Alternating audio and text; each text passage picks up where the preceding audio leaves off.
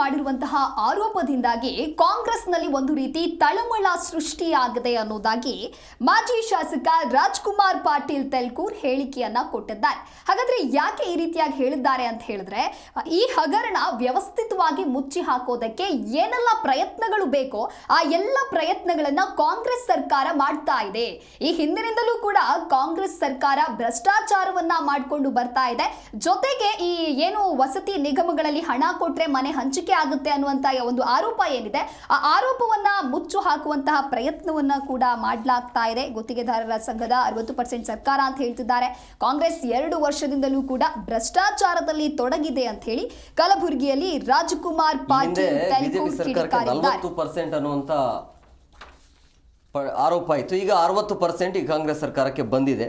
So ಹಂಗಾಗಿ 2 ವರ್ಷದಲ್ಲಿ ಈ ರೀತಿ 60ರಷ್ಟು ಸರ್ಕಾರ ಪರ್ಸೆಂಟೇಜ್ ತಗೊಳುತ್ತೆ ಅಂತ ಹೇಳಿದ್ರೆ ಎಲ್ಲಿಯ ತನಕ ಹೋಗ್ತಾ ಇದೆ ಈ ಭ್ರಷ್ಟಾಚಾರ ಅಂತೇಳಿ. ಭ್ರಷ್ಟಾಚಾರವನ್ನು ನಿರ್ಮೂಲನೆ ಅಂತೂ ಮಾಡಲಿಕ್ಕೆ ಆಗೋದಿಲ್ಲ. ಎಲ್ಲಿಯ ತನಕ ಪ್ರಜಾಪ್ರಭುತ್ವ ರಾಜಕಾರಣ ಅನ್ನೋದು ಇರುತ್ತೆ ಅಲ್ಲಿಯ ತನಕ ಭ್ರಷ್ಟಾಚಾರ ಇದ್ದೇ ಇರುತ್ತೆ. ಬಟ್ ಜನ ಎಚ್ಚೆತ್ಕೊಳ್ಬೇಕು. ಆಮೇಲೆ ರಾಜಕಾರಣಿಗಳು ಇವರು ಕೂಡ ಎಚ್ಚೆತ್ಕೊಳ್ಬೇಕು. ಭ್ರಷ್ಟಾಚಾರ ಆಗೋದು ಇವರಿಂದಲೇ, ಇವರ ಪಿ ಎಗಳಿಂದನೋ ಅಥವಾ ಇವರ ಚೇಲಾಗಳು ಏನಿರ್ತಾರೆ ಅವರುಗಳಿಂದಲೇ ಈ ರೀತಿಯ ಘಟನೆ ಆಗುತ್ತೆ. ಪ್ರಮುಖವಾಗಿ ಈ ಅಧಿಕಾರಿಗಳ ಆಯ್ಕೆ ಮಾಡುವಂಥ ಸಂದರ್ಭದಲ್ಲಿ ಅಥವಾ ನೇಮಕಾತಿ ಮಾಡುವಂಥ ಸಂದರ್ಭದಲ್ಲಿ ಅಲ್ಲಿ ಏನಾದರೂ ದುಡ್ಡು ಕೊಟ್ಟು ಆಯ್ಕೆ ಆಗಿರ್ತಾರಾ ಅನ್ನುವಂಥ ಅನುಮಾನ ಕೂಡ ವ್ಯಕ್ತವಾಗ್ತಾ ಇದೆ.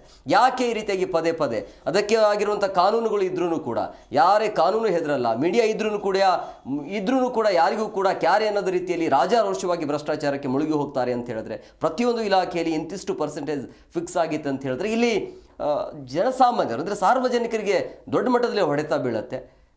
ಸೊ ಅದನ್ನು ಈ ರಾಜಕಾರಣಿಗಳು, ರಾಜ್ಯದ ನಾಯಕರು, ಈ ಸರ್ಕಾರ ಅರ್ಥ ಮಾಡ್ಕೊಳ್ಬೇಕು.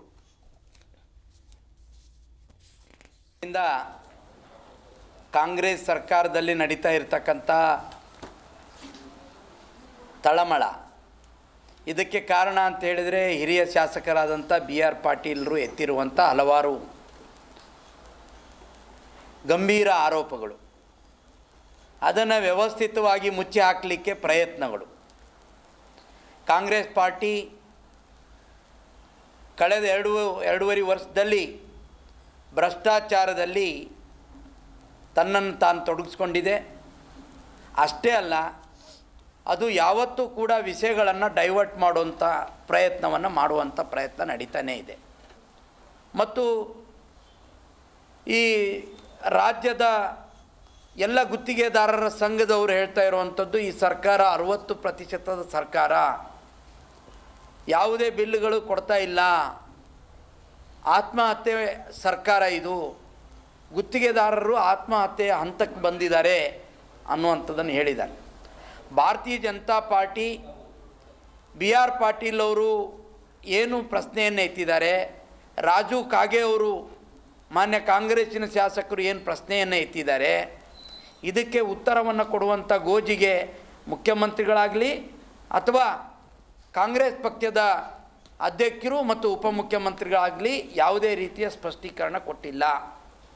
ಅವರು ನೇರವಾಗಿ ಆರೋಪ ಮಾಡಿದ್ದಾರೆ ಕಾಂಗ್ರೆಸ್ ಸರ್ಕಾರದ ಬಗ್ಗೆ. ಕಾಂಗ್ರೆಸ್ಸಿನ ಶಾಸಕರ ಆರೋಪ ಇದೆ, ದುಡ್ಡು ಕೊಟ್ಟರೆ ಮಾತ್ರ ಕಾಮಗಾರಿಗಳು, ದುಡ್ಡು ಕೊಟ್ಟರೆ